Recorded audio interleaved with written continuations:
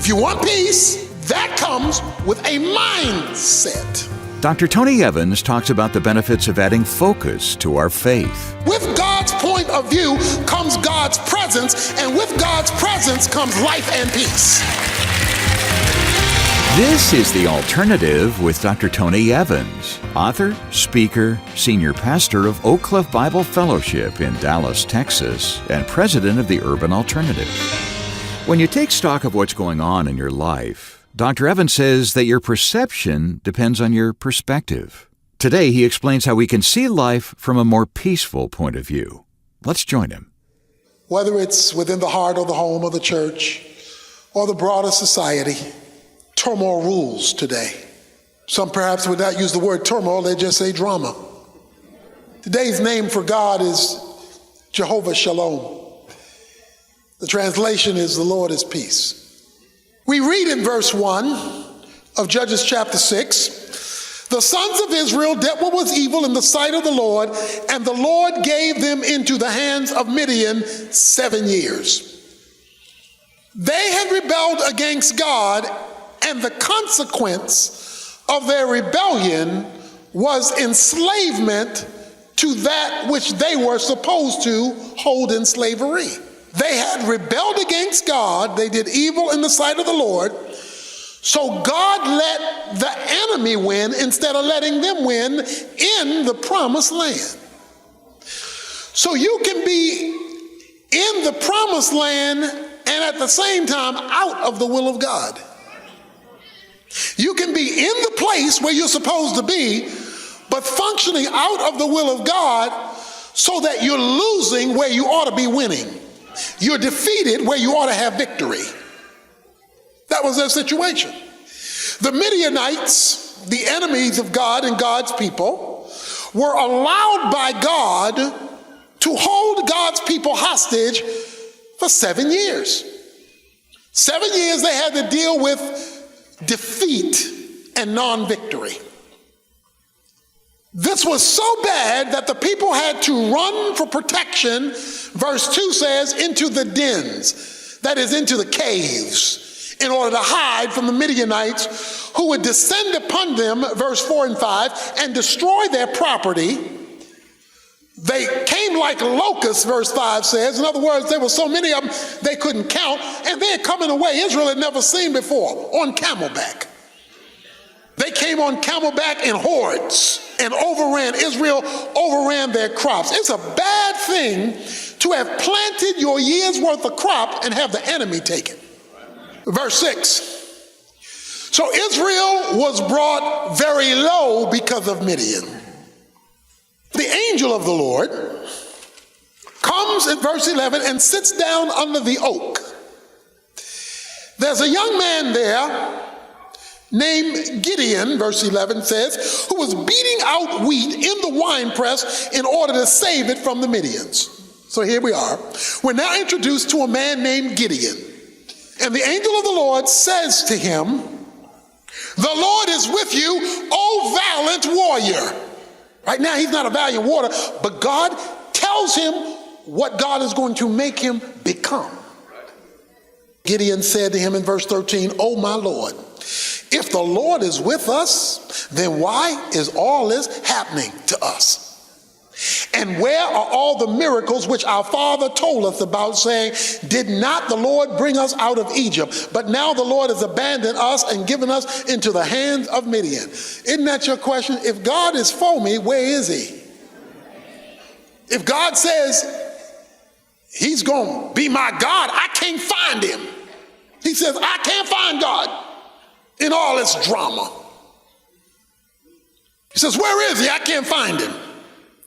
He really answers his own question. I'm not sure whether he knew it or not, but he answers it at the end of verse 13. He says, "But now the Lord has abandoned us and given us into the hands of Midian." He says, if the Lord is with us, why has he abandoned us?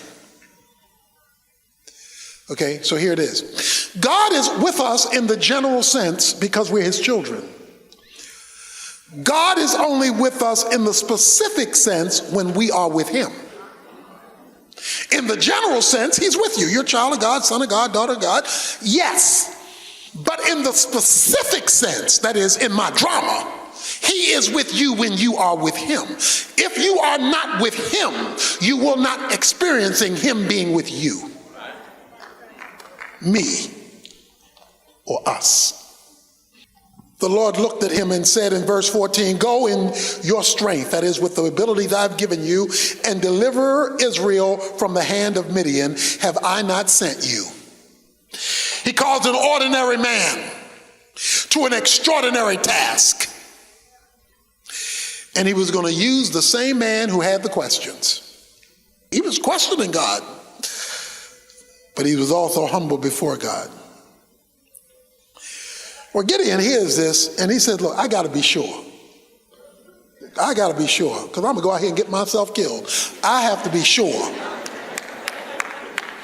Verse 17, if I now have found favor in your sight, show me a sign that it is you who is speaking to me. I need to be sure I'm not dreaming. I need to be sure this is for real. I need to be sure this is not a mirage. I need to be certain that this is you. So he goes and gets some meat, he gets some unleavened bread, he gets some broth, he makes himself a stew, he puts the stew down in front of the angel of the Lord, verse 21, and the angel of the Lord put out the end of the staff that was in his hand and touched the meat and the unleavened bread, and fire sprang up from the rock and consumed the meat and unleavened bread.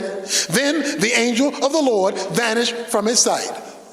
Wow. He brings the meat, the unleavened bread, the broth, puts it down there, no fire. The angel of the Lord touches the rock that is sitting on, and not only does it light up, it's cooked to nothingness.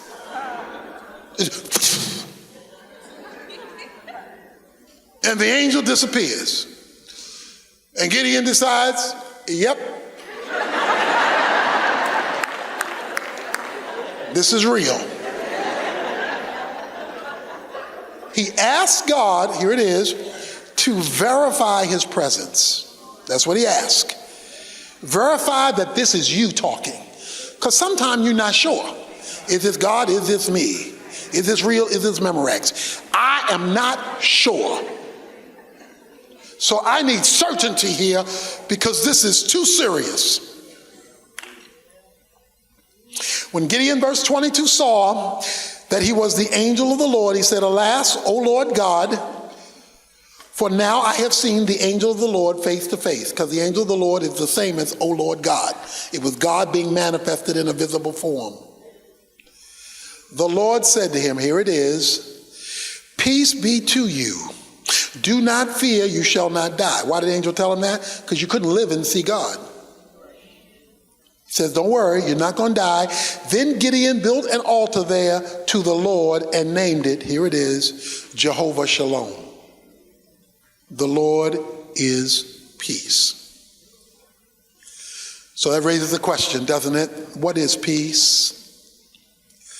Let me tell you what peace is not. Peace is not a truce. Peace is not simply ceasefire. Because a lot of people who cease fire still live in a Cold War. You may not be fighting and fussing with your mate all day, you're just not talking to each other. And you think a Cold War equals peace. That's just truce. It's just ceasefire. The word shalom means whole, complete, or well-being. It is to have things ordered, or to say it as we say, no more drama.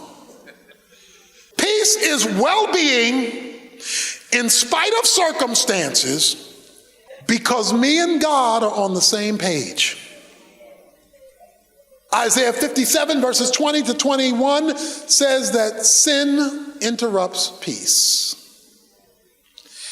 It says there is no peace for the wicked and those who are in rebellion against God. Just like the Midians were allowed to overrun Israel, God allows hell to overrun us when we are disconnected from him by sin. If you and I are unwilling to address the sin, don't look for the peace. You can't have it. You can get distractions. You can create distractions to help you forget how bad things really are. But peace is when you don't have to create artificial distraction. An unwillingness to address the sin is a refusal to receive the peace. To see God put it together in your heart, home, church, society. Jehovah Shalom. The Lord is peace. Don't misquote that. It doesn't say the money is peace. It doesn't say the position is peace, the power is peace, the job is peace, the relationship is peace. It doesn't say any of that. It says Jehovah Shalom. The Lord is peace. So that raises a question. How do I get it? Okay, I got it, but how do I get it? Because I need it. You need it. We need it. I may not be able to change my circumstances right now, but how do I get the inner well-being to deal with it and be whole? How do I get the ability to handle my drama the same way Gideon did? How did Gideon get it? Well, we just looked at it. You know how Gideon got it? One simple way, yet it's profound. He got peace when he knew the Lord was with him. He has not yet fought the Midianites. He's not yet solved the problem of the Midianites. The Midianites are still an issue. But he builds an altar, has a worship service before his problem has been solved. He didn't get peace because he's whipped the Midianites, because he hasn't whipped the Midianites yet. They're still out there like hordes. But he builds an altar and praises God for peace. He praises God for peace not because his situation has changed. He's praising God for peace because God has showed up in his situation. It is the realization of the divine presence that gives him the peace. You can go whatever you want to go, spend whatever you want to spend, do whatever you want to do. If God is not in the middle of it, you won't have peace. The best you'll get is deflection, not peace. Dr. Evans will tell us more about the spiritual way to deal with the drama in our lives when he continues this message from his compilation called Living Above the Circumstances. This 2-volume, 15-lesson collection explains how to get more out of life no matter what your situation looks like. We want to help you discover the peace, confidence, and emotional fulfillment that are waiting for you. So we're offering CDs of all 8 full-length lessons in Volume 2 of this set with our thanks for your gift of any amount to help us keep Tony's teaching on this station. This special offer runs out on Wednesday, so be sure to contact us today at tonyevans.org to make your contribution and your request. Or give us a call at 1-800-800-3222, where staff members are standing by around the clock to help you. Again, that's 1-800-800-3222. I'll repeat that information for you after part 2 of today's message. Here's Dr. Evans. Gideon was going to put together an army of 34,000 men or something, and God said, nah, too many, 300, that's all I need. Wait a minute. You want me to go out there, look like a fool in front of all of those armies with 300 Spartans? That's all you want? No, Gideon, that's all I need. Give me 300 of the right, not 34,000 to look good with numbers. He tells him in chapter 7, he says, just to HBO, you help a brother out. Sneak over there and listen to what the enemy is saying. So he did a little surveillance and went over there, and they heard some of the guys talking, and some of the Midianites were talking, and they said, them Israelites gonna kill us. They didn't know God had already gotten them scared. He'd already got them shaken up. He'd already got them, they were already beaten. That's why God only needed 300. Because he knew some information. He had some inside scoop. Then that raises the last question. How do I get to know that he's there? Since him being there is the key to peace, how do I get to know that he's there? Look at Romans chapter 8. Let me read verses 5 through 7. For those who are, Romans 8, verse 5, for those who are according to the flesh set their mind on the things of the flesh. But those who are according to the Spirit, the things of the Spirit. For the mind set on the flesh is death, but the mind set on the Spirit is life and peace. Because the mind set on the flesh is hostile toward God, for it does not subject itself to the law of God, for it is not even able to do so. If you want peace, and peace is tied to divine presence, that comes with a mindset. The mind set on the flesh is death. And death is separation from God. That's what death is. He's talking to Christians. The mind set on the human point of view, the man perspective, the world's perspective. You don't even have to be following the devil. You just got to be mannish. The Bible calls it carnally minded. That does not operate with the mindset of the Spirit. What's the mindset of the Spirit? God's point of view. You must set it. Because if you won't set it, you won't use it. If your mindset is earthly, that's what you're going to use. He says the mindset, the frame of thinking that you operate by must be spirit, that is God's point of view, and with God's point of view comes God's presence, and with God's presence comes life and peace. If you want God's presence, you must have his mindset. If you do not have his mindset, you do not have his presence. If you do not have his presence, you do not experience his life. If you do not experience his life, you don't share his peace. If you want his peace, you have to have his life. To have his life is to have his presence. To have his presence, you have to have his mindset. I don't have to set my clock. I don't really have to set my clock. And the reason why is over the years, like many of you, I wake up early. I wake up at 3:30 or 4. I wake up early. I just, boom, I just wake up, eyes pop open. There was a time when I had to set my clock if I wanted to get up early. But now I don't have to set my clock externally because it's been set internally. I got an inside clock. And the inside clock tells me to get up because I've gotten so used to operating by a clock. It's not that it's not set, it's just not set externally. It's now just set up in my frame of reference because I automatically wake up.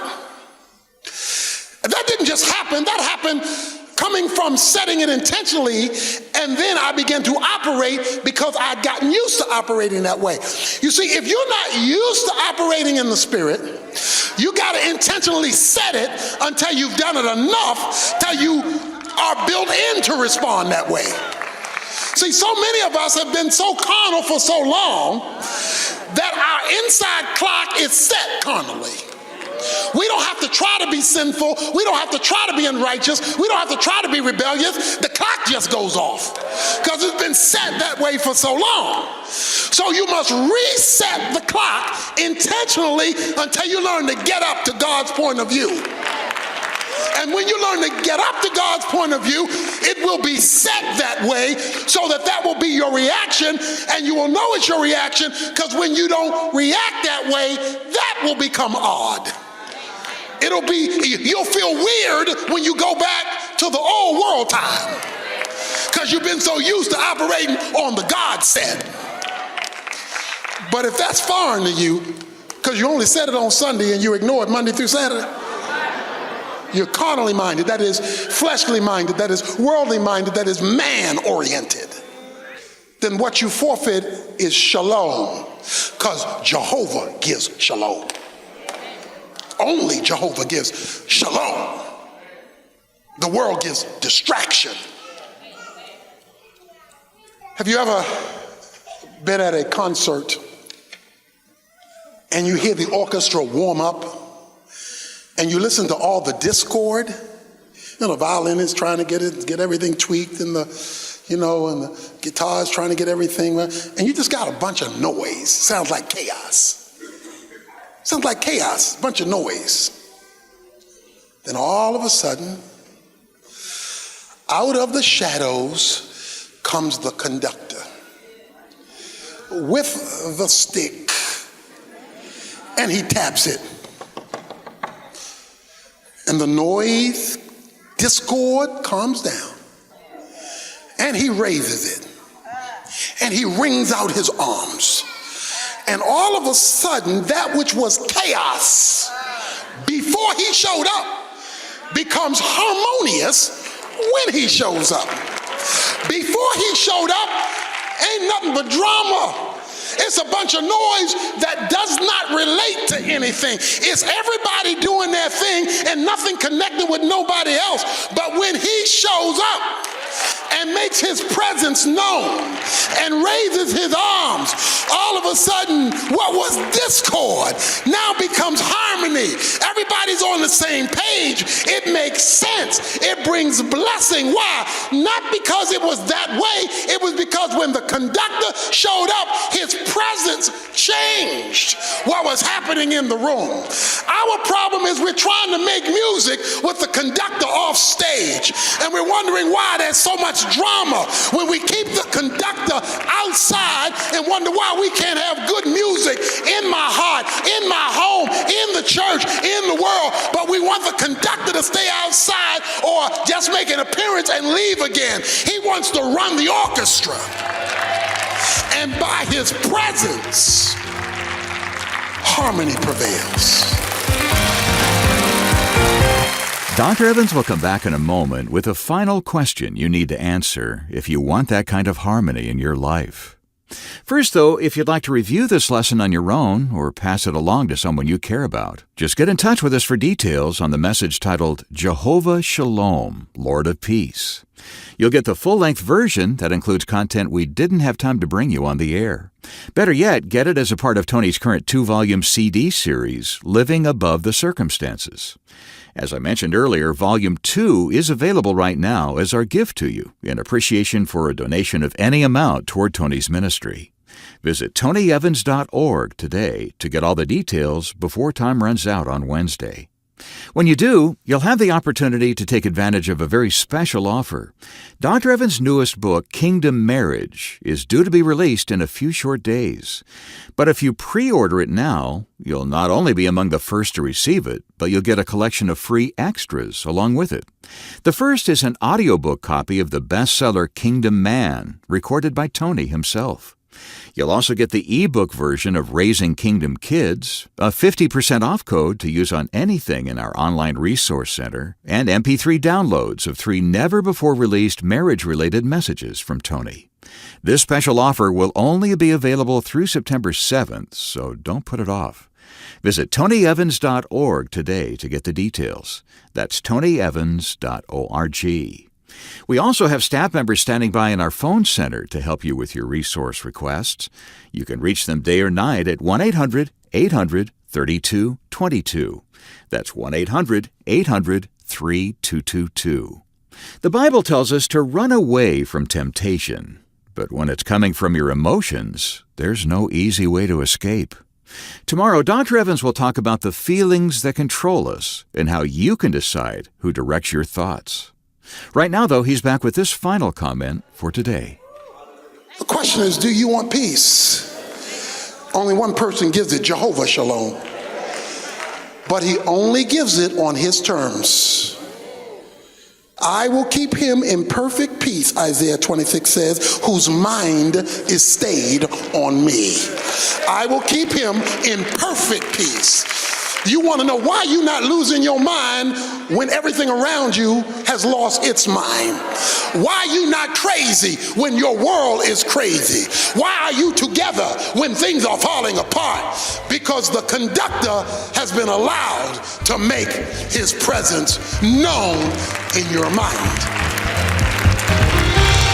The Alternative with Dr. Tony Evans is brought to you by the Urban Alternative and is made possible by the generous contributions of listeners like you.